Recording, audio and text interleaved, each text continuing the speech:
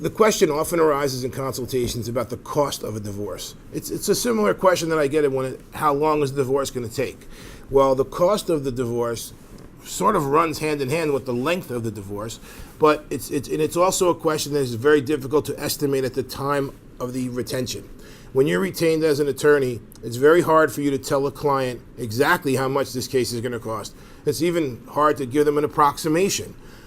And the biggest wild card in that is you don't know the adversary. You don't know the other party in this divorce and if they're reasonable or unreasonable. If they're out for blood or they just want to have revenge on your client and they're going to do everything they can to make their life miserable.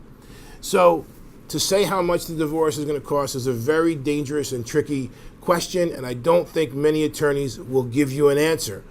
If they do, they'll say, I could give you a loose estimate if things go smoothly.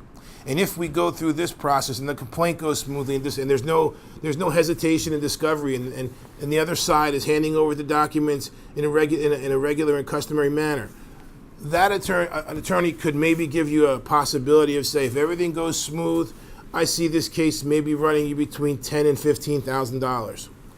However, when that estimate is made, and in fairness to the attorney making it, he or she's probably telling you that because you're asking for a number, and he or she is trying to meet your request. It is a difficult request. I would try to meet my potential client's request, but I would have a disclaimer that this is a very, very loose estimate depending on how things go.